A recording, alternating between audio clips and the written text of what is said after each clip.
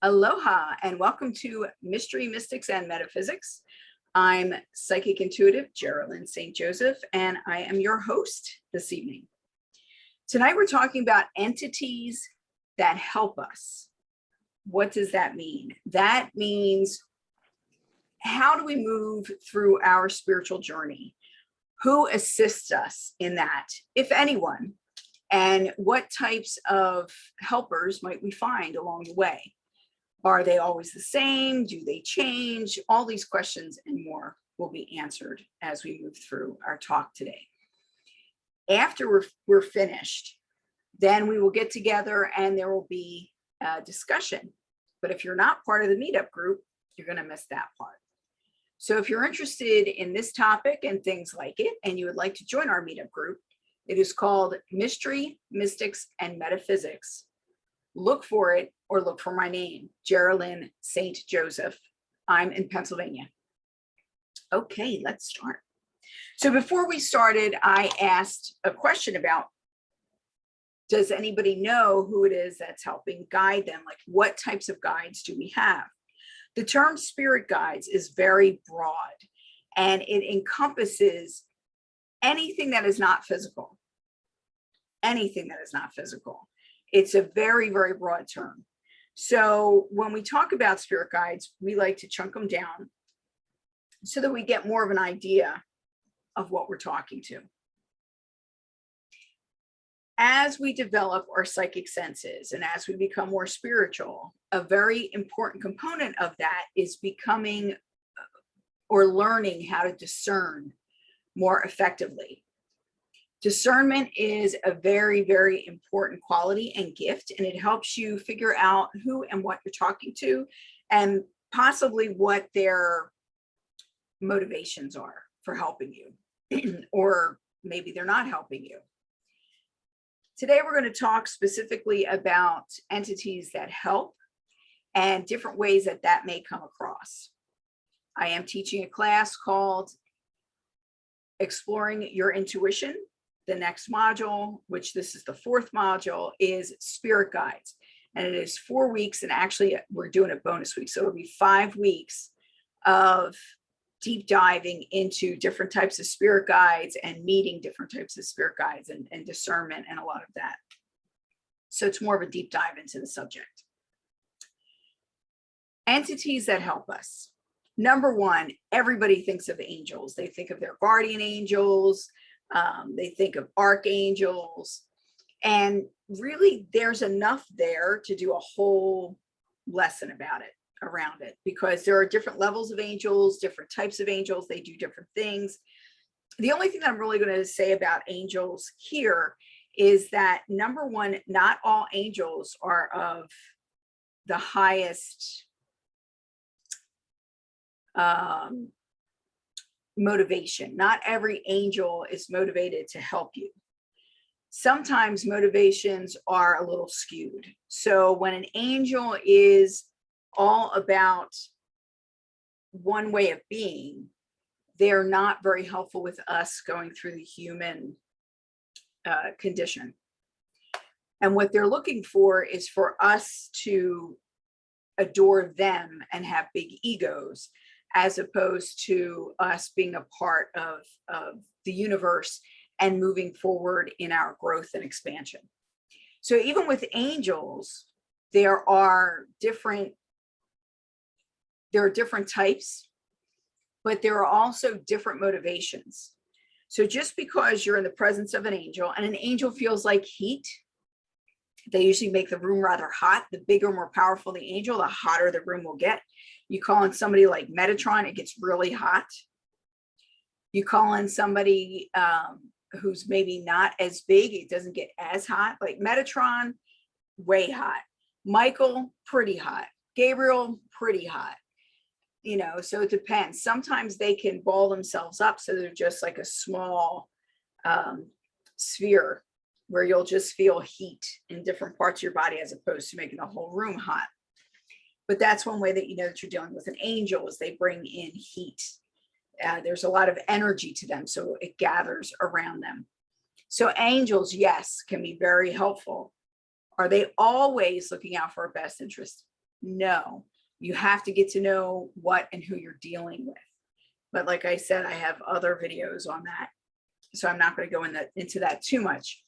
But angels are always the first thing that come to mind. We're taught about angels in most religions, and angels are very prevalent in our society.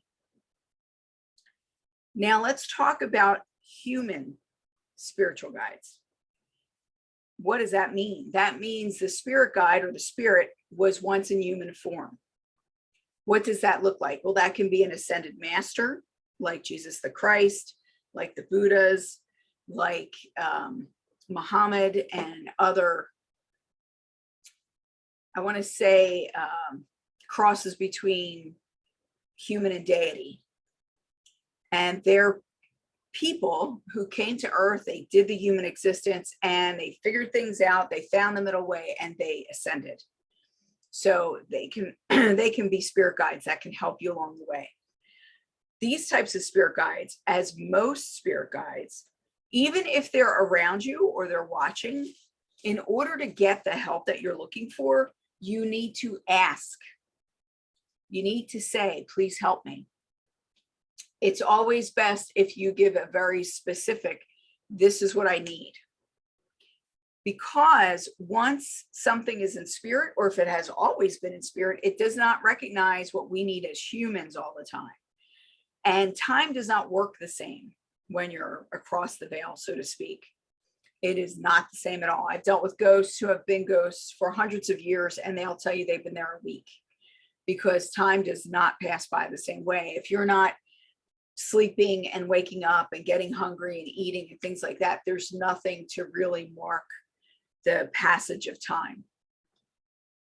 So keep that in mind when you're making requests from your spirit guides and the spirit field that is around you. One type that I think is really interesting is a ghost. What is a ghost? A ghost is a person who no longer has their physical being. They are stuck on this plane of existence.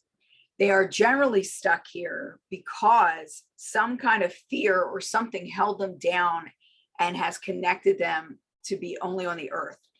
They generally can't see further than you can, but they can walk through walls, so they can see a little bit more than you can, and they can be a fly on the wall. Sometimes they'll figure out that something is coming up, something that you may not be able to see because you don't have all the information. You haven't been there for all that time. I've heard stories of ghosts getting people out of a house when it has just caught on fire. I've heard of ghosts getting somebody because their child has stopped breathing.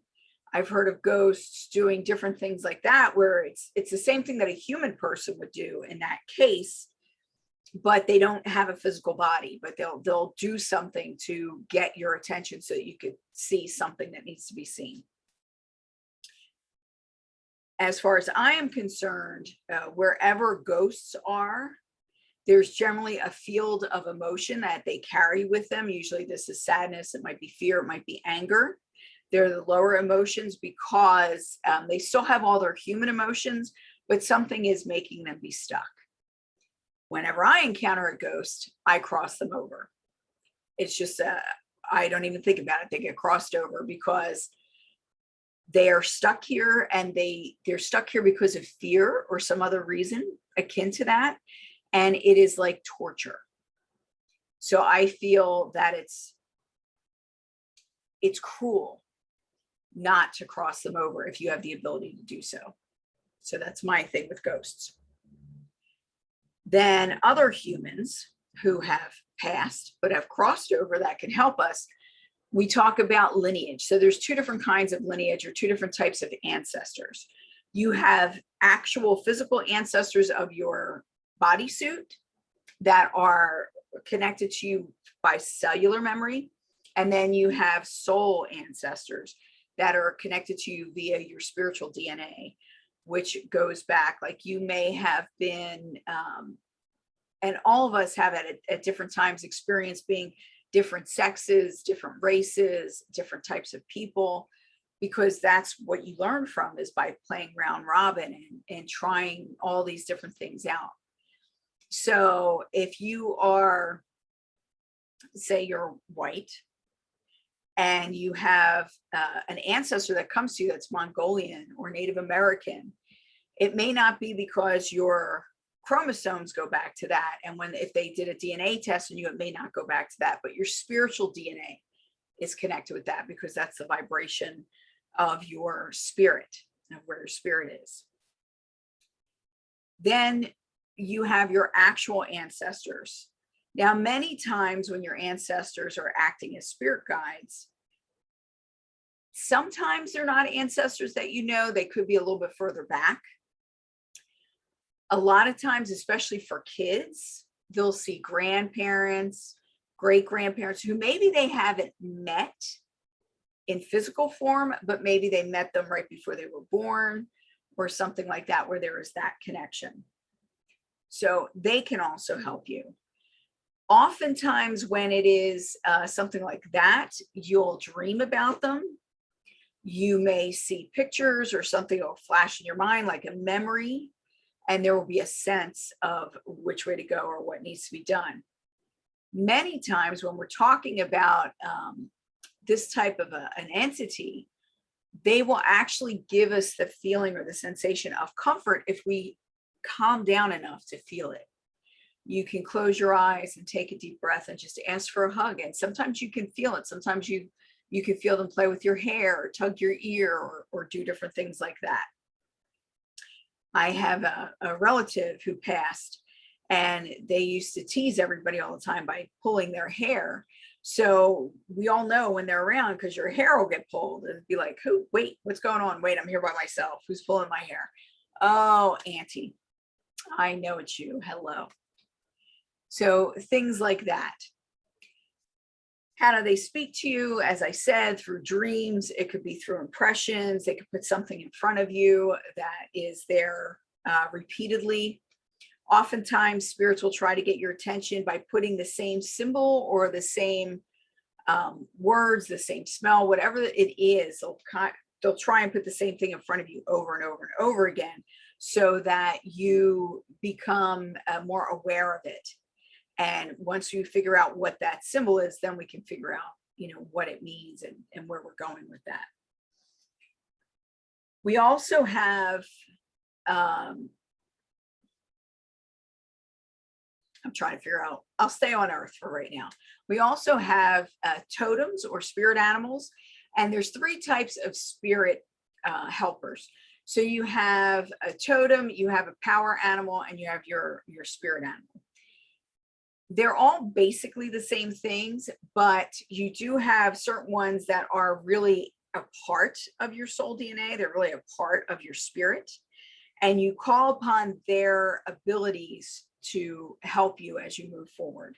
So it's like if you're trying to be more clever and your totem is the raven, you can call on the raven to help you with that, to help you really hone those skills. If you're looking for something, and I'm doing a bird thing here for some reason, but you need more specific vision, then you call on the eagle, and things like that.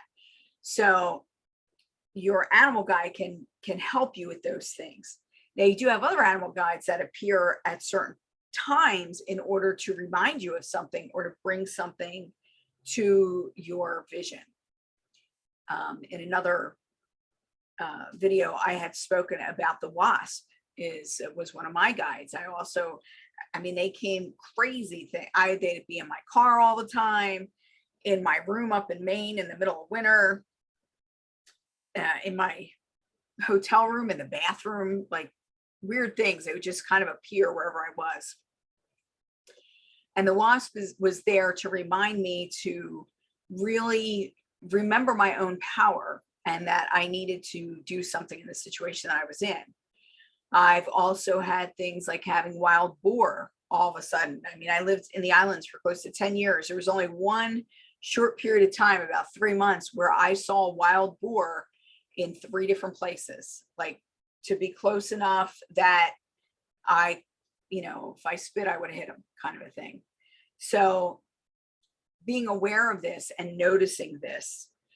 You'll also have an animal that stays with you, or that is a part of you more often. For me, that is a red cardinal. And I'm told that by friends and family, that when they see a red cardinal, they think of me. And oftentimes I will call right after that cardinal appears, which is kind of funny. So you do have animals also.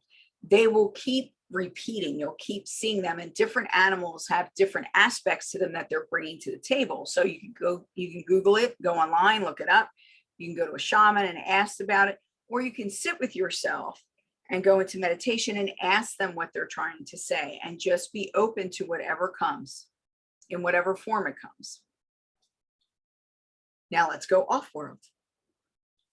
We also have star seeds. We have extraterrestrials. Now, again, like most species of things, not everything is in the middle road and balanced with the physical and the spiritual. Some things are out of balance and they bring illusion with them, and some things are out of balance where it's all about the material world. We're looking to be in the center and to be balanced. That's where we have our greatest power. We came to be human for a reason. We're physical for a reason, but that's not the only reason. We are a spiritual being experiencing a human lifetime.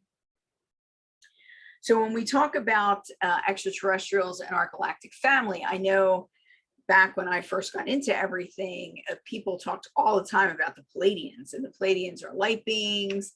And there are many different native cultures that talk about the Pleiadians. They talk about Sirius and these different constellations. When we are connected with extraterrestrial energies or interdimensional energies even, they can be a little trickier to work with. We really have to up our game on discernment and figuring out, like, why are they there? Are they truly helping us? Are they leading us in the right direction? Or are they there to mess things up?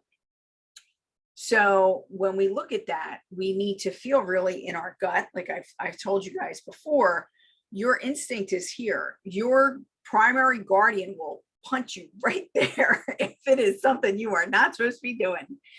And you will get those feelings of heaviness there to warn you away from something. So that holds true even when you're getting information from an outward source. Not everything comes from inside of us.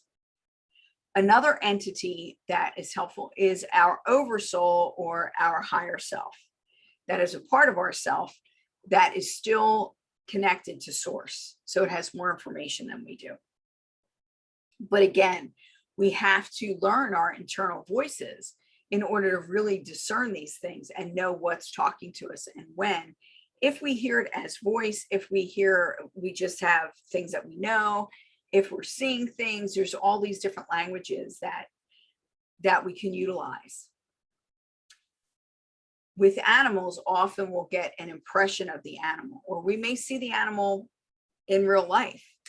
I've been someplace where I've had a black bear walk out in front of me and just walk across the street like it was no big deal. Like, okay. And there are places where that's kind of normal. And there's other places where it's like, did that bear really walk in front of me? Was that an actual bear, or was I seeing a bear? And we need to be able to recognize where things are coming from. So one of the questions that I got was that, do our spirit guides take a break? Which was kind of tongue in cheek, but is it actually a good question? The answer is yes. Sometimes they need to take a break. Sometimes we get to be too much. And it depends on the type of guide it is. Often guides will come in and out. There are very few that are with us from birth, sometimes from before birth. So like Archangel Gabriel is with me. He was with me through many lifetimes. I have memories of him. I've always communicated with him. And he's with me all the time. I work with other archangels and other angels, as well as several other different types of guides and guardians. Another type that may help us is a deity. So I was raised Roman Catholic, so I believe in the Trinity, which is the three forms of the unknowable God. They don't explain it that way, but that's what it is. Whereas some people believe that there's only one God. In the Bible, they do talk about other gods because they say, don't put other gods before me. And things like that are often quoted in the Bible. So depending on what your belief system is, another way to look at this is, so we have the Godhead, or the all that is. And when we talk about the Godhead, in many religions, they talk about the names of God or the characteristics of God. I consider deities kind of like the characteristics of God. They're God in the different forms. If you look at the Hindu religion, where the different gods do have different forms in and of themselves, that's a good way to look at it, is that we have all these personality traits, all these characteristics, and you can call them by different names. And you're calling out that particular strength or that particular archetype to work with you. And again, when we need help, it's best to ask and be specific about what we need if we know what that is. If we need guidance, call for a guide who can give that to you. If you know, there's also saints. So we going back to people again. So a saint is kind of like an ascended master, but not quite that high of a vibration, but close to it. A saint is someone who in this lifetime showed extraordinary behavior of love and compassion and doing for others, or possibly change the world in some way. Different types of religions have different types of saints, but saints are also a form of guide, where you can call on a particular saint if you have something that you need help with. So in the Catholic religion, I know he's not a saint anymore, but we would call on Saint Christopher. People still do. We don't care if the couple popes back took him out of sainthood. He's still a saint to the rest of us. You call on Saint Anthony when you've lost something. You call on Saint Gerard if you're having problems with pregnancy or having a baby. You call on St. Joseph when you're looking to adopt or you're having problems at work. So just having a general idea of who to call and who you feel more affinity with. And the best way to do this is to, look them up, see how it feels. As I said, I was raised Roman Catholic, so I worked a lot with the saints, but I also am very much into Greek mythology and into Egyptian. So the Egyptian gods have always held a special place in my heart. And as we're moving forward, I'm finding that a lot of the Hindu gods do come up and show themselves and will help in different situations. You have gods like Isis from the Egyptian, and Isis, a form of Isis, is also Mother Mary. They have very similar vibration and iconology. So if you look at pictures of Isis, there are things of Mary where it's sculpted the same way. It's them with their child, that they had a child, and they were, Isis never claimed to be a virgin, but her husband was dead when she conceived her son, Horus. So there's similar stories, there are similar through lines. And you'll find that throughout time, throughout the world, that there are these core stories that are retold in slightly different ways. But the energetics that are discussed there are very similar. Now, sometimes these energetics get bastardized. Stories like the story of Medusa, where that was completely taken and turned around. Her story was not of being punished for being raped by the goddess who protects women. Like, that makes no sense. I don't know whoever thought that one up.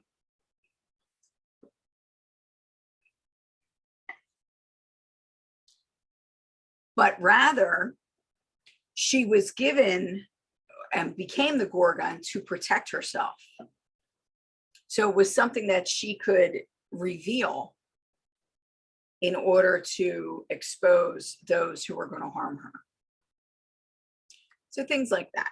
and getting to know the different vibes of different types of guides and guardians and the types of spirits that are around you. Some of them are very mundane. They're very like on the same level as you. And then you have other ones that are very, very high vibration that you really need to raise your vibration, have any kind of communication with them.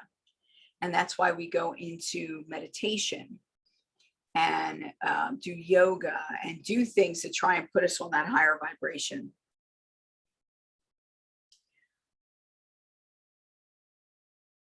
Oftentimes, different guides will enter your life to teach you something, to guide you to or away from something, and to give you support. When we feel most alone is when our spiritual cloud, our guides and our guardians are most active, but they cannot intercede without us asking, without us calling them in or calling them forward. It's like watching your kid almost running into the street and yelling, but not being able to snatch them out from in front of the car. The better we listen, the less likely we are to run out in front of that car. So also, spirit guides will offer a different perspective. They'll allow you to see things with a different viewpoint, which can allow you to learn a lesson more easily. It can allow you to forgive more easily. And it changes things for you. It's something to always keep in mind when you're having an issue, especially if it's with a specific person, that you meet the person where they are and try to see their point of view. That doesn't mean that you're going to agree with them. It just means that you're willing to listen and see if there is any common ground. And if there is, that's where you build on. You build on the common ground and out from there. And you're not going to agree on everything. We just don't. As a species, there's a duality and this dichotomy, and it's something that we keep up because it strengthens us. It makes us grow. We're moved by it.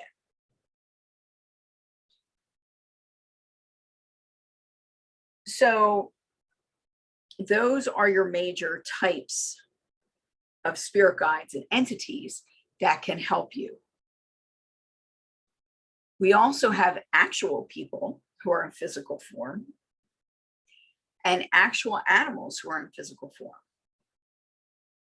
There have been stories of dolphins saving a swimmer, saving them from a shark, saving them from drowning. Turtles who come up and help people when they're drowning and bring them up above the water. We have stories of dogs that rescue or go and get help when it's necessary. Cats who alert owners of something going on. There are so many different ways that we can be spoken to by the spirit world and by the universe. We just need to be willing to listen. And that's something that is often lacking. So we need to learn how to quiet ourselves down and to listen and pay attention. And by paying attention, we will find discernment and we will find where our best guides lie. Now, I had said earlier about not trusting every guide that comes to you and about feeling that sensation in your stomach. Now, I myself, I've been a reader since I was a little kid, but I love going to other readers. I think it's fascinating to see what they see or how they view things differently than I do, or maybe we're picking up the same thing.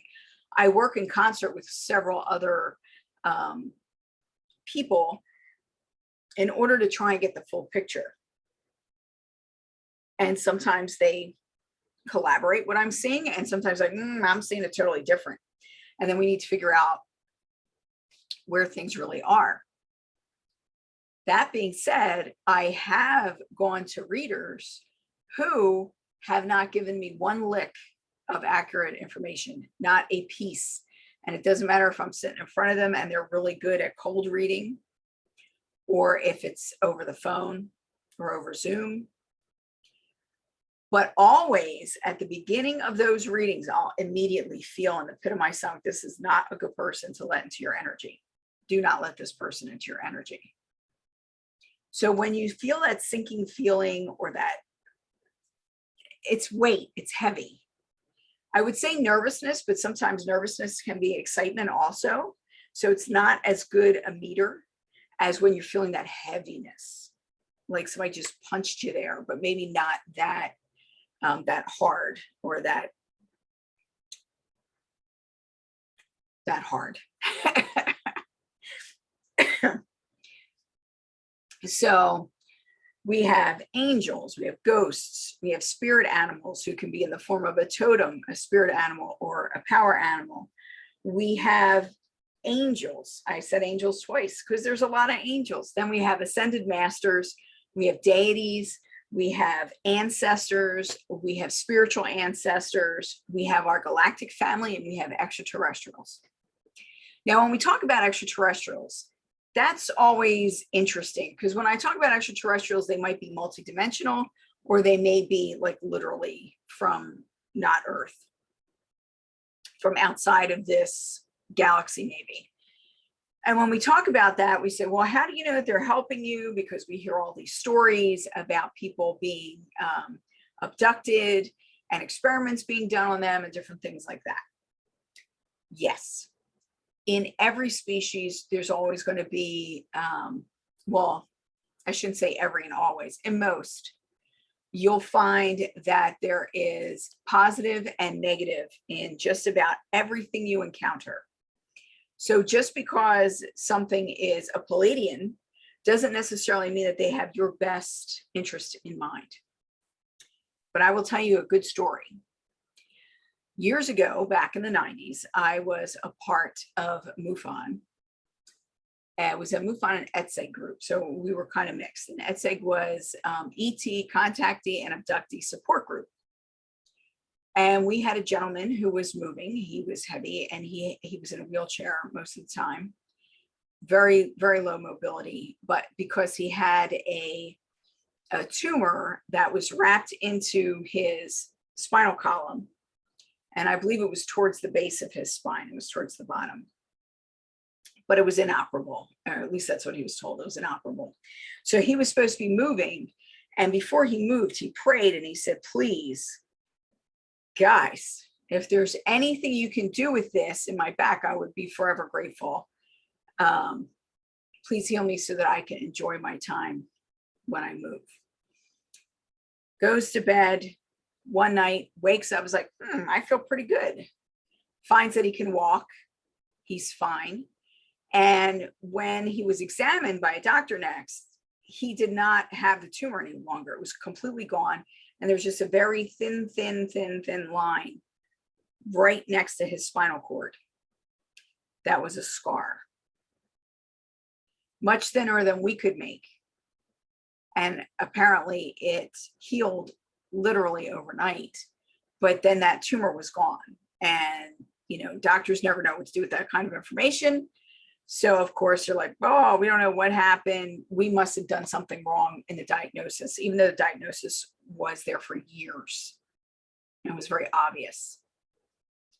So in that way, he felt that his galactic brethren had come forth and helped him with this issue because they have the technology to do that kind of physical work that we do not. And then he moved. But that happened right before he moved away, and he gives credit to the Palladians, I believe it was, is who he felt came down and helped him out. So in those ways too, we can be helped. There are a lot of different things that can help you, and sometimes a guide that helps you in one way may be detrimental in another. We need to be vigilant, and we need to be open to recognizing when we feel out of balance, when we feel like we're going in the wrong direction, or when we feel like things are not moving the way they're supposed to move. Discernment is key. I think at this point, we've said enough. And I'm going to let you go. We're going to end the recording and go into our discussion. My name is Geralyn St Joseph. My website is GeralynStJoseph.com. That's Geralyn with the GeralynStJoseph, GeralynStJoseph.com. You can find my Exploring Your Intuition class there. And if you want to help, you want to join us, come to Mystery, Mystics, and Metaphysics. Until next time, mahalo and blessings.